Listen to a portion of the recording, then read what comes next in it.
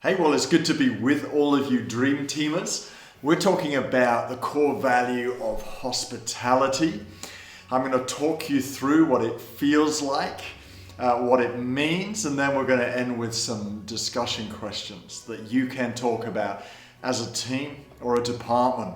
So let's kick off. What does hospitality feel like when you walk into it and you taste it and you see it?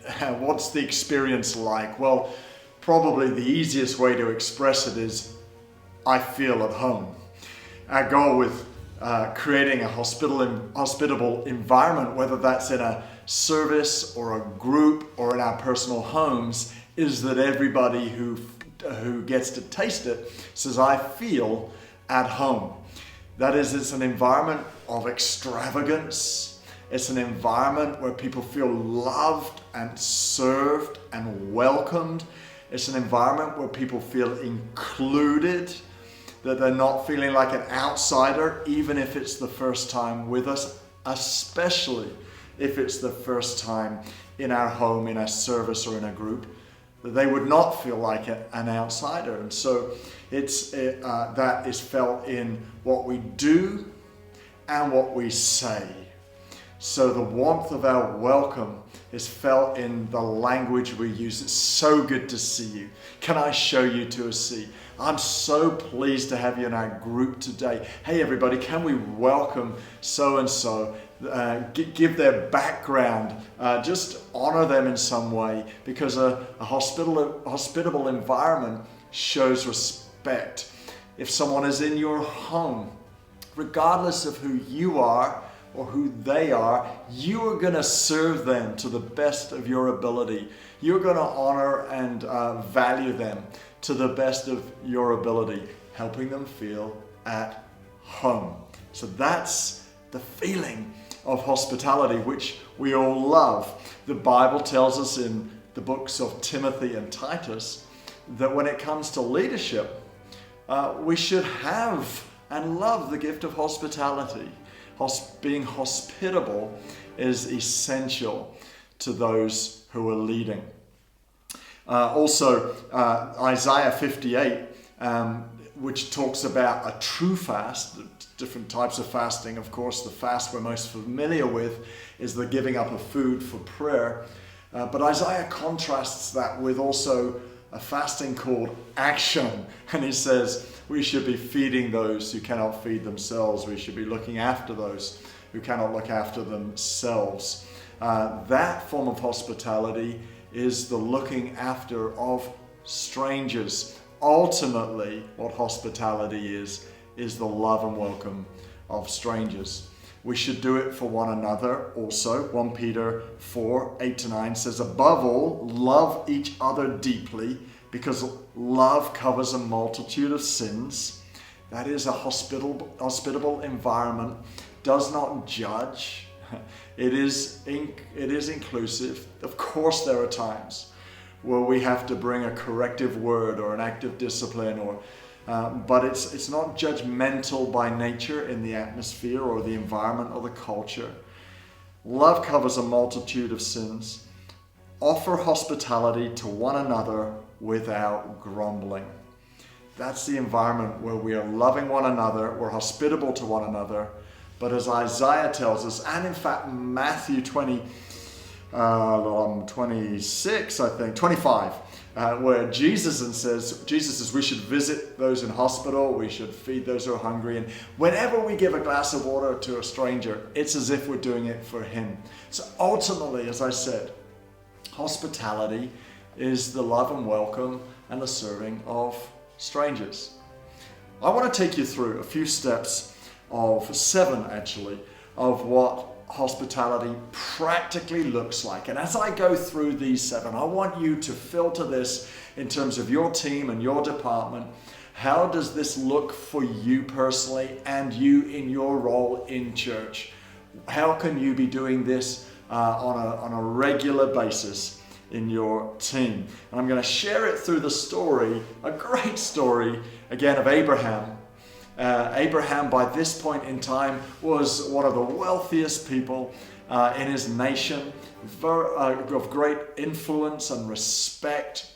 And yet one day, in the middle of the day, the heat of the day, he's sitting, resting under a tree, trying to get some shade and some rest. And he sees in the distance 3 strangers coming his way. He immediately jumps to his feet, just when it was inconvenient. He runs to them. He doesn't walk, he runs to them, and he bows down to them, showing them humility and respect. And he says, "Lords, can I welcome you to my home? Is there something I can do for you? Come on, come to my place. Let me refresh you with some bread and some water so you have energy to go on your journey." And so he welcomes them into his home. He shows them hospitality, but he doesn't just give them bread and water. He goes back to the kitchen and he starts to talk to Sarah and his staff, and he says, "Come on, let's get the best cow. Let's get the best steak. Let's provide them the greatest meal we can possibly provide them." And so they began to cook and prepare the meal. And then Abraham brings it out and he lays it at the table. He doesn't even sit with them. He stands there ready to serve them and ready to respond to any further requests they have that would make their meal and make that moment the very best it could be. He served them, and so did Sarah, to the very uttermost of excellence. What are the 7 things we learn from this story? We learn firstly that hospitality is both generosity and servanthood. It is abundance, it is generous, it is over the top, it is not 4 cookies on a plate, let me tell you that. It's extravagance. Can I get you more? Always lay out more food than anyone could ever eat. Always have enough for seconds. Always. And our minds go, "Well, I'm going to be throwing food away." That's okay. It's not about conservation. It's about love, grace, hospitality, inclusivity. It's about generosity, and it's about servanthood. Abraham showed those 2 values in abundance. He was prepared to serve. It didn't matter that he was, in a sense, maybe the most influential in the land. He was willing to serve. So it was primarily those 2 things. But I'm going to show you how to break that down in 7 ways. Firstly, servanthood is willingness. He was willing in the heat of the day when it was uncomfortable. He was willing to do it. He was willing to serve. He was willing to show hospitality. When you get willing, you find life. You find energy. You find the worst job, the best job in the world is the worst job in the world when you don't want to do it. When you're unwilling to do it. You just don't have the energy for it. You don't have the willing to do it. When you got willing, you have energy. Second thing we see is he was swift.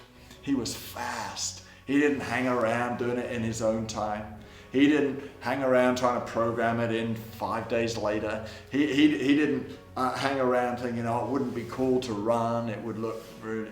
No. Abraham knew that by running at the task at hand, he was showing great honor and great respect. He did it now. Do it now is the principle of someone who wants to show great hospitality, great servanthood. He was humble. He bowed down to them. He did not use his status as an excuse not to do it. He did what needed to be done. He saw a need and met the need. He saw a hurt and he healed the hurt. He was humble to do what needed to be done. Fourthly, he was respectful. Let's not try and equalize everyone.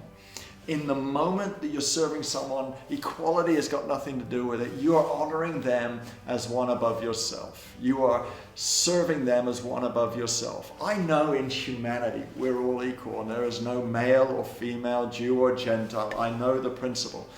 But there's also a principle at stake here where the Bible says we should honor everyone. We should show respect one to another. We should particularly honor those in leadership over us and honor and serve the King. You know, there are principles throughout Scripture that show the power of respect and the power of honor. The beautiful thing is when you show honor, it comes back to you. When you show respect, it comes back to you. And in this case, it came back to them in an amazing way, because the story ends with them realizing these three men were angels, and they prophesied over Abraham and Sarah and said, in a year's time you'll have a child. Hence Isaac came. The very promises of God got unlocked through the fact that they were prepared to be extravagant in hospitality, generous and abundant, and that they showed great respect and honor. The fifth thing that we see in servanthood is excellence. They did not just provide bread and water. They provided a great feast. I'm telling you, great hospitality is abundant. How could that work in your team? How could you be excellent in your team? Why would excellence, even in the small things, really matter when it comes to building an atmosphere in our church and groups and in our homes that is going to impact people? Why would that be? A good question to discuss. Excellence. They worked hard. They weren't afraid of hard work in the heat of the day. You'll always find that the greatest servants are prepared to work hard and do whatever it takes. There's another great story actually in the Bible of Rachel. Rachel ended up being the wife of Isaac, the son of Abraham and Sarah. Abraham sent his servant out one day to find a wife for Isaac, and he came across a well, and at the well was a woman called Rachel, and he thought he would test her attitude to see if this could be the great wife for Isaac. So he says, I would love some water. And so she turns around and sees him with 10 camels and goes, Sir, I won't just give you water, I will give all of your camels water too. Oh my gosh, do you know what a camel will drink? Gallons, liters and liters of water. She would have had to go down the steps toward that well so many times, up and down with buckets of water, before she would have finished giving drink to both the servant and the camels. Hard work is the ethic of a great servant that knows how to supply great hospitality. And finally, one who is unselfish. You see, great hospitality comes at personal expense. Great servanthood comes at personal expense, and that's why generosity is part of hospitality. One who is prepared to give at their own expense. So there we go, guys. Willingness, swift, humble, respectful, excellent, hardworking, and unselfish. All under the banner of generosity and servanthood, which is phenomenal hospitality. Let me leave you with these questions to discuss as you try and make it appropriate to your team or your department. First question is this: what does "how can I help you" look like for your team? If you were to sum up hospitality in one question, it would be, how can I help you? How can I serve you today? What does that look like in your team? And as you're discussing that, ask yourself the question, who is it I am actually serving? Who is the person, the team, the group, who is it that our team primarily aims to serve? You may have multiple answers to that question. Next question. How can you go the extra mile? What would the extra mile look like for you in your team? Third question.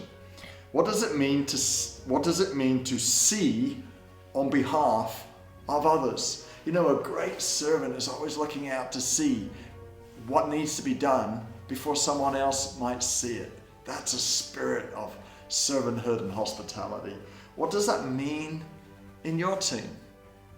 What does it mean to see on behalf of others? And finally, how can you create an extravagant environment for those that we serve? What can you do to influence an extravagant environment? Well, enjoy that discussion. That's the core value of hospitality. Let's see if we can build it to yet another level through what you do. Thank you for everything you do. Bless you.